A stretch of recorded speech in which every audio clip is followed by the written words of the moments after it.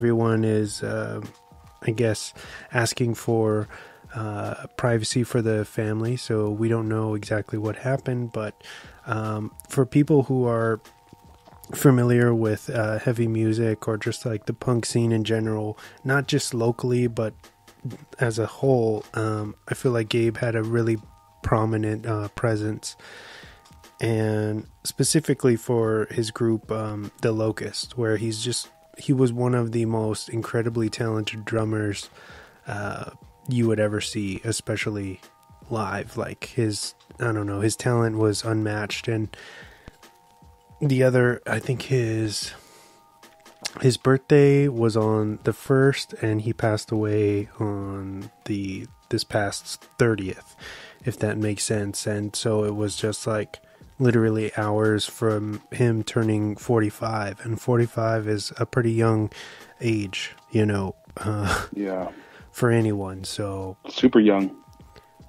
It's still shocked by it, very sad, but I'm glad, that he has so much material and has left such a lasting impact. I know The Locust and Justin Pearson, also, they created like a GoFundMe for everybody to help with the funeral expenses and just overall, help take care of his family. He had or has 2 daughters and a wife, and they were only asking like 10 grand, and they've raised, if not 50, I think more than 50,000 for him already. Wow, that's cool. Yeah, within just a few days. So that's amazing.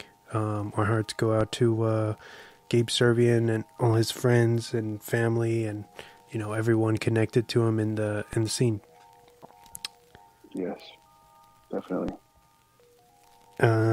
Moving on into some more, I guess, uplifting news. Nick Cage has confirmed that he is in talks to possibly come back in the Face Off sequel. Oh man. Again, how funny is it that this news comes out right after you randomly pick Face Off? Oh man, yeah, that's so. Yeah, see, it's things happen, man. The universe is on our side. Because, that property, I don't think they've announced anything new for it until right now. And so how funny is it that after we release an episode into the wild, all of a sudden, Face Off 2, yeah, it's relevant again. Like, what's going on here, dude? Oh, every Face Off fan, you're welcome that we picked that. Nick Cage, I know you're listening, so thank you for, I guess we gave him the confidence to come back, so.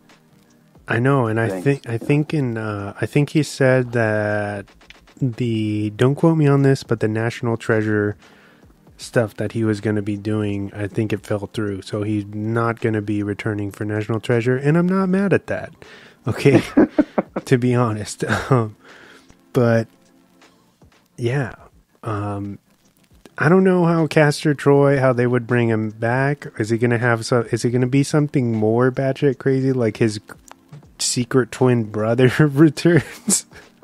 Yeah, like some hidden government clone. They use him for he's like a hitman, Some crank. I could see it. I could see some crazy shit. Yeah, like they harvested his brain and yeah, this entire time or something. Oh my god, yeah, that'd be awesome. Let's just see him come back.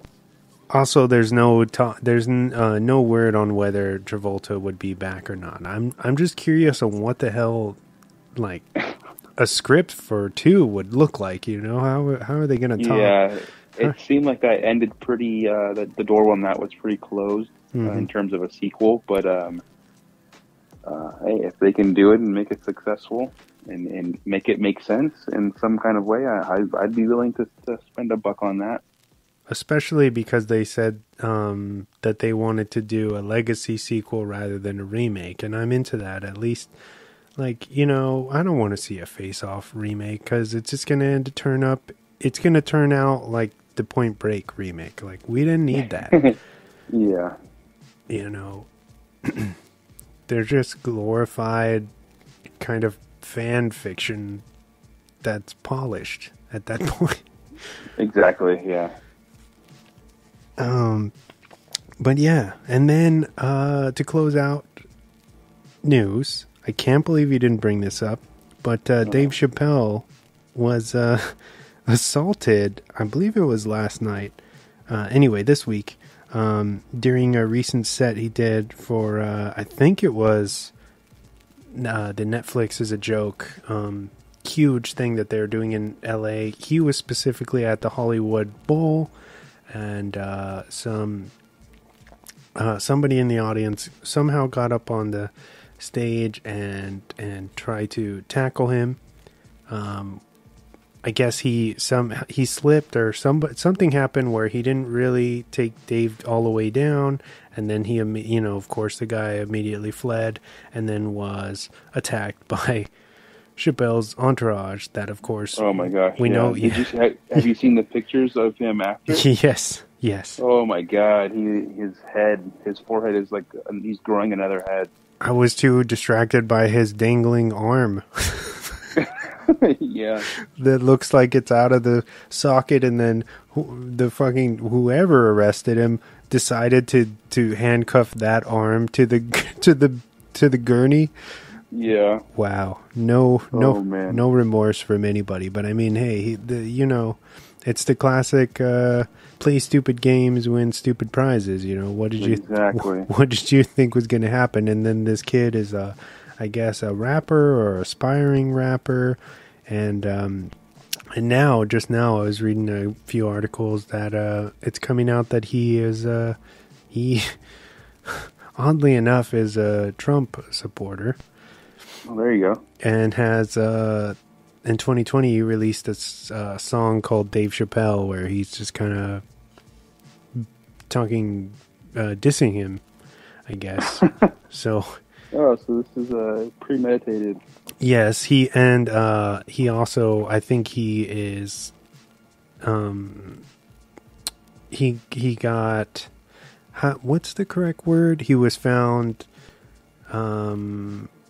they're holding him right now for a bail of $30,000 for attempt assault with a deadly weapon, I think it is. Okay. Because he had some kind of weird replica handgun that you can... Like had a knife attached to it, right? Yeah, like a knife extension, which is like, how did you get into that event with that in the first place?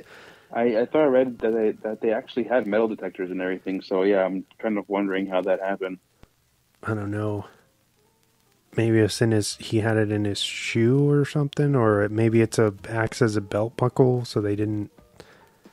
That's the only thing I could think of, is maybe it was like some kind of belt buckle. I don't know. Weird times. I'm glad Dave is okay. Yeah. We don't need any more tragedy this year, dude. Seriously. Especially for comedy. Enough is enough. I'm glad Dave is good. Yeah, the video was it was funny because like he goes in for the tackle and he kind of just like bounces off of Dave. Yeah. I think he thought he was tackling early 90s Dave, who was like 100 pounds. Yeah, now he's all jacked. And yeah, now he's like he met up with Dr. Dre and got swole. Yep. But, yeah. Yeah, he's not 100 pounds anymore. He's not half baked Dave Chappelle. He's like fully baked. Yeah, man. I don't know. But shout out to Dave for keeping his composure, and Chris Rock with that joke. I don't know if you saw that, where no, I didn't see. Yeah, Chris Rock comes out real quick, grabs a microphone from Dave, and he goes, "Hey, was that Will Smith?" Oh my god. Oh man. Oh, they better keep that in the special. That's hilarious. Oh my god, that's funny. And now it's time for the weekly recommendations. So I just recently started watching this new series on Amazon Prime. It's called Outer Range.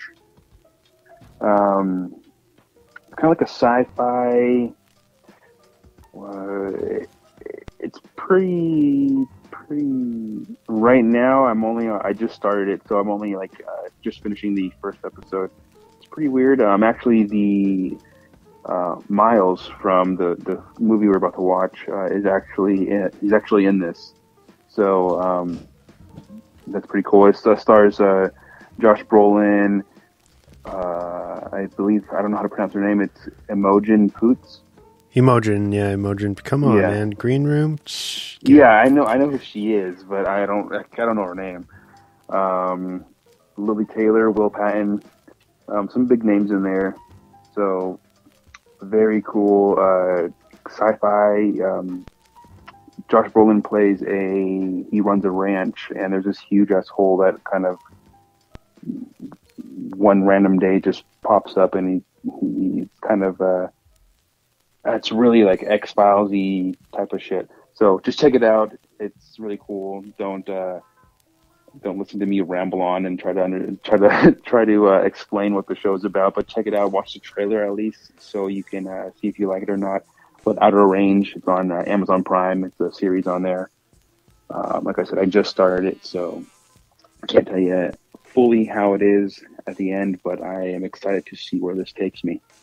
Very nice. You're the second person to recommend this to me and say how great it is so far, at least. Yes. Like I said, I only watched the first episode, so but I loved everything that I saw. It's really cool, kind of eerie, sci-fi, unsettling type of stuff. So, and Josh Brolin's in it, so it's got to be good. Oh yeah. And that's just my one recommendation. I haven't been watching too much stuff, new stuff at least. Nice. I have just one to throw back at you. Okay. HBO Max's The Baby just dropped. I think I want to say its second episode, barely. And then, of course, they also drop their episodes weekly. So I'm all caught up with this. Basically, it's like a horror comedy kind of thing that's happening, and for some reason, this baby is like evil incarnate. So everybody that he's like this little assuming little kind of toddler that everybody that comes in contact with him is just either mutilated or murdered or meets their fate in some really bizarre, fucked up way. And then he chooses somebody for a certain amount of time to take care of him. So he leaves them alone, and allows them to like basically help him forward in whatever his journey is. And so the show kind of introduces the baby, and then the woman who kind of comes into contact with him and her struggles with trying to, come to terms with what's happening, and she tries to leave him places and, set him up. And it's like this back and forth kind of cat and mouse thing where no matter what she does, she can't shake like the shadow of this baby. And then he's creating like this, murdering people and doing crazy shit around her. So, and it's pretty playful in its tone, where it'll be like Sam Raimi and then super kind of psychological horror. So it jumps back and forth from the two tones, and it does it quite well. I'm having a lot of fun with it so far. They're super short episodes, like maybe 30-35 minutes. So it's not too much of a commitment. Highly recommend it. It's just called The Baby. Okay, nice. On HBO Max. So is he supposed to be like kind of like the Omen, like Damien? Yeah. I don't know if he's like okay. The devil or not, or something, or just I don't know. I'm pretty sure that's part of the. We're supposed to wait to find out what the bigger picture is, but super, super interesting.